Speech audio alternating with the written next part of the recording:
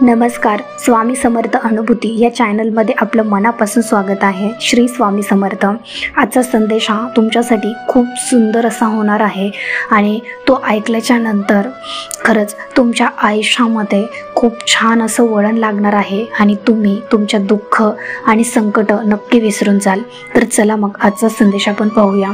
कालच्या संदेशामध्ये आपण पाहिलेलं होतं की धृतराष्ट्राविषयी म्हणजेच अर्जुनाने आपल्या खरंच म्हणजे त्यांच्या वाईट पापातून वाईट कर्मातून कशी मुक्ती मिळवली. तर त्याच्यानंतर ते काय म्हणतात बघूया. तर संजय म्हणाले, अशा रीतीने करुणेने व्याप्त ज्याचे डोळे आसवांनी भरलेले व व्याकुळ दिसत आहेत अशा शोक करणाऱ्या अर्जुनाला भगवान मधुसूदन असे म्हणाले. भगवान श्रीकृष्ण म्हणाले, हे अर्जुना, या भलत्याच वेळी हा मोह तुला कशामुळे उत्पन्न झाला? कारण हा थोरांनी न आचारलेला स्वर्ग मिळून न देणारा आणि कार्तिकारकही नाही. म्हणून हे पार्था, षंडपणा पत्करू नकोस. हा तुला शोभत नाही. हे परंतपा, अंतकरणाचा तुच्छ दुबळेपणा सोडून देऊन युद्धाला उभा राहा. अर्जुन म्हणाला, हे मधुसूदना, युद्धात मी भीष्म पितामहांच्या आणि द्रोणाचार्यांच्या विरुद्ध बाणांनी कसा लढू? कारण हे हरिसुदना ते दोघेही पूज्य आहेत. म्हणून या महानुभाव गुरुजनांना न मारता मी या जगात भिक्षा मागून खाणेही कल्याणकारक समजतो. कारण गुरुजनांना मारूनही या लोकात रक्ताने माखलेले अर्थ व कामरूप भोगच ना भोगवायचे. युद्ध करणे व न करणे या दोहोंपैकी आम्हाला काय श्रेष्ठ आहे हे कळत नाही, किंवा आम्ही त्यांना जिंकू की ते आम्हाला जिंकतील हे आम्हाला माहीत नाही. आणि ज्यांना मारून आम्हाला जगण्याची इच्छा नाही तेच आमचे बांधव धृतराष्ट्रपुत्र आमच्या विरुद्ध उभे आहेत. करुणाव्याप्त दैन्यामुळे ज्याचा मूळ स्वभाव नाहीसा झाला आहे व धर्माचा निर्णय करण्याविषयी ज्याची बुद्धी असमर्थ आहे, असा मी तुम्हाला विचारित आहे की जे साधन खात्रीने कल्याणकारक आहे ते मला सांगा. कारण मी तुमचा शिष्य आहे. म्हणून तुम्हाला शरण आलेल्या मला उपदेश करा. कारण पृथ्वीचे शत्रुरहित व धनधान्य समृद्ध राज्य मिळाले किंवा देवांचे स्वामित्व जरी मिळाले तरी माझ्या इंद्रियांना शेषून टाकणारा शोक जो दूर करू शकेल असा उपाय मला दिसत नाही. संजय म्हणाले, हे परंतपा राजा, निद्रेवर ताबा असणाऱ्या अर्जुनाने अंतर्यामी श्रीकृष्णांना एवढे बोलून मी युद्ध करणार नाही असे स्पष्टपणे सांगितले व तो गप्प झाला. हे भरवंतवंशी धृतराष्ट्र महाराज, अंतर्यामी भगवान श्रीकृष्णांनी दोन्ही सैन्यांच्या मध्यभागी शोक करणाऱ्या त्या अर्जुनाला हसल्यासारखे करून असे म्हणाले. भगवान श्रीकृष्ण म्हणाले, हे अर्जुना, तू ज्यांचा शोक करू नये अशा माणसांसाठी शोक करतोस आणि विद्वानांसारखा युक्तिवाद करतोस, परंतु ज्यांचे प्राण गेले आहेत त्यांच्यासाठी आणि ज्यांचे प्राण गेले नाहीत त्यांच्यासाठीही विद्वान माणसे शोक करीत नाहीत. मी कोणत्याही काळी नव्हतो, तू नव्हतास किंवा हे राजे लोक नव्हते असेही नाही आणि यापुढे आम्ही सर्वजण असणारही नाही असेही नाही. ज्याप्रमाणे जीवात्म्याला या शरीरात बालपण, तारुण्य आणि वार्धक्य येते त्याचप्रमाणे दुसरे शरीर मिळते याविषयी धीर पुरुषांना मोह उत्पन्न होत नाही. हे कुंतीपुत्रा, इंद्रियांचे विषयांशी संयोग हे थंडी, उष्णता आणि सुख दुःख देणारे आहेत. हे ते उत्पन्न होतात व नाहीसेही होतात, म्हणून अनित्य आहेत. तेव्हा हे भारता ते तू सहन कर. कारण हे श्रेष्ठ पुरुषा, सुख दुःख समान मानणाऱ्या ज्या धीर पुरुषाला हे इंद्रियांचे विषयांशी संयोग व्याकुळ करीत नाहीत तो मोक्षाला योग्य ठरतो. अस्तम वस्तूला अस्तित्व नाही आणि सत्य वस्तूचाच अभाव असतो, अभाव नसतो. अशा रीतीने या दोघींचीही सत्य स्वरूप तत्वज्ञानी पुरुषांनी पाहिले आहे. ज्याने हे सर्व जग दिसणाऱ्या सर्व वस्तू व्यापल्या आहेत त्याचा नाश नाही हे तू लक्षात ठेव. त्या अविनाशीचा नाश कोणीही करू शकत नाही. या नाशरहित मोजता न येणाऱ्या नित्य स्वरूप जीवात्म्यांची ही शरीरे नाशिवंत आहेत असे म्हटले गेले आहे. म्हणून हे भरतवंशी अर्जुना, तू युद्ध कर. जो या आत्म्याला मारणारा समजतो तसेच जो हा मेला असे मानतो ते दोघेही अज्ञानी आहेत. कारण हा आत्मा वास्तविक पाहता कोणाला मारत नाही आणि कोणाकडून मारलाही जात नाही. हा आत्मा कधीही जन्मत नाही आणि मरतही नाही. तसेच हा एकदा उत्पन्न झाल्यावर पुन्हा उत्पन्न होणारा नाही, कारण हा जन्म नसलेला, नित्य, सनातन आणि प्राचीन आहे. शरीर मारले गेले तरी हा आत्मा मारला जात नाही. हे प्रार्था, जो पुरुष हा आत्मा नाशरहित, नित्य, न जन्मणारा आणि न बदलणारा आहे हे जाणतो, तो कोणाला कसा ठार करविल किंवा कोणाला कसा ठार करेल. ज्याप्रमाणे माणूस जुनी वस्त्रे टाकून देऊन नवी वस्त्रे घेतो, त्याचप्रमाणे जीवात्मा जुनी शरीरे टाकून दुसऱ्या नव्या शरीरात जातो. या आत्म्याला शस्त्रे कापू शकत नाहीत, विस्तव जाळू शकत नाही, पाणी भिजू शकत नाही आणि वारा वाळू शकत नाही, कारण हा आत्मा कापता न येणारा, जाळता न येणारा, भिजवता न येणारा आणि निसंशय वाळवता न येणारा आहे. तसेच हा आत्मा नित्य, सर्वव्यापी, अचल, स्थिर राहणारा आणि सनातन आहे. हा आत्मा अव्यक्त आहे, अचिंत्य आहे आणि विकाररहित आहे असे म्हटले जाते. म्हणून हे अर्जुना, हा आत्मा वर सांगितल्याप्रमाणे आहे हे लक्षात घेऊन तू शोक करणे योग्य नाही. परंतु जर तू आत्मा नेहमी जन्माला येणारा व नेहमी मरणारा आहे असे मानत असशील तरी सुद्धा हे महाबाहो, तू अशाच रीतीने शोक करणे योग्य नाही. कारण असे मानल्यास त्यानुसार जन्मास आलेला मृत्यू निश्चित आहे आणि मेलेल्याला जन्म निश्चित आहे. म्हणून या उपाय नसलेल्या गोष्टींविषयी तू शोक करणे योग्य नाही. हे अर्जुना, सर्व प्राणी जन्मांपूर्वी अप्रकट असतात आणि मेल्यानंतरही अप्रकट होणार असतात, फक्त मध्ये प्रकट असतात. मग अशा स्थितीत शोक कसला करायचा? एखादा महापुरुषच त्या आत्म्याला आश्चर्याप्रमाणे पाहतो आणि तसाच दुसरा एखादा महापुरुष या तत्वाचे आश्चर्याप्रमाणे वर्णन करतो.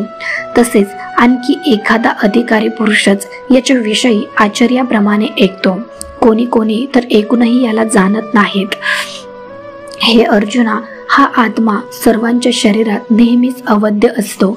म्हणून सर्व प्राण्यांच्या बाबतीत तू शोक करणे योग्य नाही.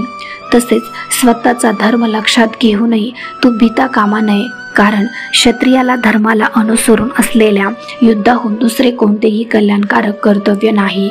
हे पार्था, आपोआप समोर आलेले उघडलेले स्वर्गाचे द्वारच असे हे युद्ध भाग्यवान क्षत्रियांनाच लाभते. परंतु जर तू हे धर्मयुक्त युद्ध केले नाहीस तर स्वधर्म आणि कीर्ती गमावून पापाला जवळ करशील. तसेच सर्व लोक तुझे चिरकाळ अपकीर्ती सांगत राहतील आणि सन्मानीय पुरुषाला अपकीर्ती मरणाहून तू सह्य वाटते. शिवाय ज्यांच्या दृष्टीने तू आधी अतिशय आदरणीय होतास त्यांच्या दृष्टीने आता तुच्छ ठरशील. ते महारथी लोक तू बिहून युद्धातून काढता पाय घेतला असे मानतील.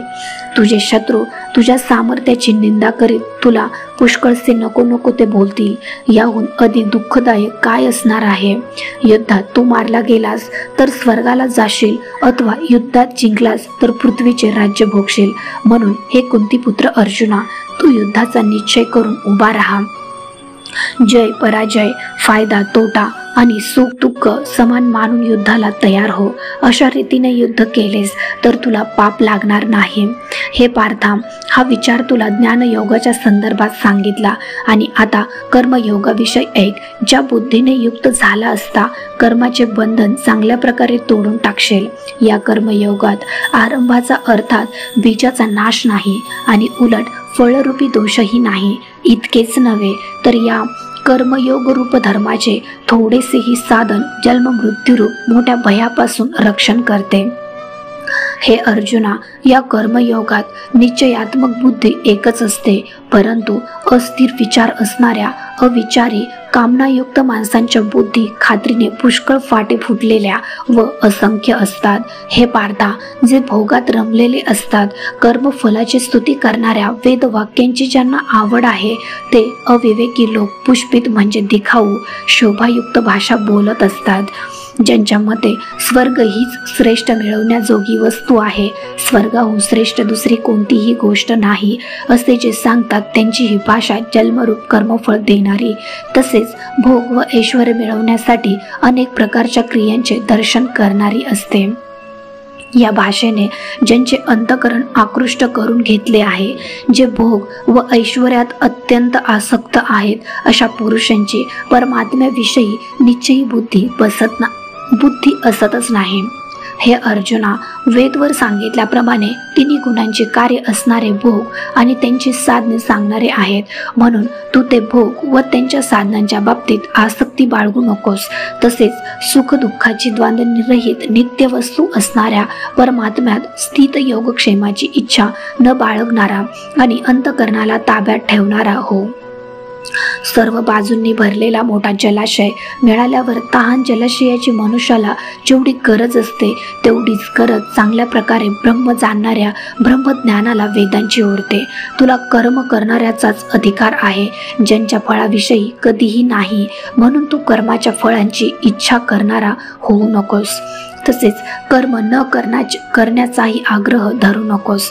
हे धनंजय, अर्जुना, तू आसक्ती सोडून तसेच सिद्धी आणि असिद्धी यामध्ये समान भाव ठेवून योगात स्थिर होऊन कर्तव्य कर्म कर.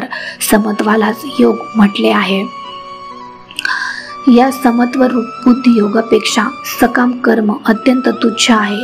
म्हणून हे धनंजय अर्जुना, तू समबुद्धीतच रक्षणाचा उपाय शोध, म्हणजे बुद्धी योगाचा आश्रय घे. कारण फळाची इच्छा बाळगणारे अत्यंत दीन असतात. समबुद्धीचा पुरुष पुण्य व पाप या दोहोंचाही या जगात त्याग करतो, अर्थात त्यापासून मुक्त असतो. म्हणून तू समत्व स्वरूप योगाला चिकटून राहा. हा समत्वरूप योगच कर्मातील कौशल्य आहे, म्हणजेच कर्मबंधनातून सुटण्याचा उपाय आहे. कारण समबुद्धीने युक्त असलेले ज्ञानी लोक कर्मापासून उत्पन्न होणाऱ्या फळाचा त्याग करून जन्मरूप बंधनापासून मुक्त होऊन निर्विकार परमपदाला प्राप्त होतात. जेव्हा तुझी बुद्धी मोहरूपी चिखलाला पूर्णपणे पार करून जाईल, तेव्हा तू ऐकलेल्या व ऐकण्यासारख्या इहपर लोकातील सर्व भोगांपासून विरक्त होशील. तऱ्हेतऱ्हेची वचने ऐकून विचलित झालेली तुझी बुद्धी जेव्हा परमात्म्यात अचलपणे स्थिर राहील, तेव्हा तू योगाला प्राप्त होशील, म्हणजेच तुझा परमात्म्याशी नित्य संयोग होईल. अर्जुनाने विचारले, हे केशवा, जो समाधीत परमात्म्याला प्राप्त झालेला आहे, अशा स्थिर बुद्धी पुरुषाचे लक्षण काय आहे? तो स्थिर बुद्धी पुरुष कसा बोलतो, कसा बसतो आणि कसा चालतो? भगवान श्रीकृष्ण म्हणाले, हे पार्था, ज्यावेळी हा पुरुष मनातील सर्व कामना पूर्णपणे टाकतो आणि आत्म्यानेच आत्म्याच्या ठिकाणी संतुष्ट राहतो, त्यावेळी त्याला स्थितप्रज्ञ म्हटले जाते. दुःखदायक प्रसंगी ज्याच्या मनाला खेद वाटत नाही, सुखांच्या प्राप्तीविषयी ज्याला मुळीच इच्छा नाही, तसेच ज्याचे प्रीती, भय व क्रोध नाहीसे झाले आहेत, असा मुनी स्थिर बुद्धी म्हटला जातो. जो पुरुष सर्व बाबतीत स्नेह शून्य असून त्या शुभ किंवा अशुभ गोष्टी घडल्या असता प्रसन्नही होत नाही किंवा त्यांचा द्वेषही करीत नाही, त्याची बुद्धी स्थिर असते. कासव सर्व बाजूंनी आपले अवयव असे जसे आत ओढून धरते, त्याचप्रमाणे जेव्हा हा पुरुष इंद्रियांच्या विषयांपासून इंद्रियांना सर्व प्रकारे आवरून घेतो, तेव्हा त्याची बुद्धी स्थिर झाली असे समजावे. इंद्रियांनी विषयांचे सेवन न करणाऱ्या पुरुषाचेही केवळ विषयच दूर होतात, परंतु त्यांच्या विषयीची आवड नाहीशी होत नाही. या स्थितप्रज्ञ पुरुषाची तर आसक्तीही परमात्म्याच्या साक्षात्काराने नाहीशी होते. हे कुंतीपुत्र अर्जुना, आसक्ती नाहीशी न झाल्यामुळे ही शोभ उत्पन्न करणारी इंद्रिये प्रयत्न करीत असलेल्या बुद्धिमान पुरुषाच्या मनालाही जबरदस्तीने आपल्याकडे ओढून घेतात. म्हणून साधकाने त्या सर्व इंद्रियांना ताब्यात ठेवून चित्त स्थिर करून मनाला माझाच आधार देऊन ध्यानास बसावे. कारण इंद्रिय ज्या पुरुषाच्या ताब्यात असतात, त्याची बुद्धी स्थिर होते. विषयांचे चिंतन करणाऱ्या पुरुषाची त्या विषयात आसक्ती उत्पन्न होते. आसक्तीमुळे त्या विषयांची कामना उत्पन्न होते. कामना पूर्ण झाल्या नाहीत की क्रोध म्हणजे राग येतो. रागामुळे अत्यंत मूढता येते, अर्थात अविचार उत्पन्न होतो. मूढतेमुळे स्मरणशक्ती भ्रष्ट होते. स्मरणशक्ती भ्रष्ट झाली की बुद्धीचा म्हणजे ज्ञानशक्तीचा नाश होतो आणि बुद्धीचा नाश झाल्यामुळे माणसाचा अधपात होतो. परंतु अंतःकरण ताब्यात ठेवलेला साधक आपल्या ताब्यात ठेवलेला राग द्वेष रहित इंद्रियांनी विषयांचा उपभोग घेत असूनही अंतःकरणाची प्रसन्नता प्राप्त करून घेतो. अंतःकरण प्रसन्न असल्यामुळे त्याची सर्व दुःखे नाहीशी होतात आणि त्या चित्त प्रसन्न असलेल्या कर्मयोगाची बुद्धी तात्काळ सर्व गोष्टींपासून निवृत्त होऊन एका परमात्म्यामध्येच उत्तम प्रकारे स्थिर होते. मन आणि इंद्रिये न जिंकणाऱ्या मनुष्याच्या ठिकाणी निश्चयात्मक बुद्धी नसते आणि अशा अयुक्त मनुष्याच्या अंतःकरणात आस्तिक भावही असतो किंवा नसतो. तसेच भावशून्य माणसाला शांती मिळत नाही. मग शांती नसलेल्या माणसाला सुख कुठून मिळणार? कारण ज्याप्रमाणे पाण्यात चालणाऱ्या नावेला वारा वाहून नेतो त्याचप्रमाणे विषयात वावरणाऱ्या इंद्रियांपैकी मन ज्या इंद्रियांबरोबर राहते ते एकच इंद्रिय या अयुक्त पुरुषाची बुद्धी हिरावून घेते. म्हणून हे महाभाव, ज्याची इंद्रियांच्या विषयांपासून सर्व प्रकारे आवरून धरलेली असतात त्याची बुद्धी स्थिर असते. सर्व प्राण्यांच्या दृष्टीने जी रात्रीसारखी असते अशा नित्य ज्ञानस्वरूप परमानंदाच्या प्राप्तीत स्थितप्रज्ञ योगी जागतो आणि ज्या नाशवंत संसारी सुखाच्या प्राप्तीत सर्व प्राणी जागतात ती परमात्म तत्व जाणणाऱ्या मुनीसाठी रात्रीसारखी असते. ज्याप्रमाणे निरनिराळ्या नद्यांचे पाणी सर्व बाजूंनी भरलेल्या व स्थिर असलेल्या समुद्रात त्याला विचलित न करताही सामावून जाते, त्याचप्रमाणे सर्व भोग ज्या स्थितप्रज्ञ पुरुषामध्ये कोणत्याही प्रकारचा विकार उत्पन्न न करताच सामावून जातात तोच पुरुष परम शांतीला प्राप्त होतो, भोगांची इच्छा करणारा नव्हे. जो पुरुष सर्व कामांनाच त्याग करून ममता अहंकार आणि इच्छा टाकून राहत असतो त्यालाच शांती मिळते. हे पार्था, ब्रह्माला प्राप्त झालेल्या पुरुषाची ही स्थिती आहे.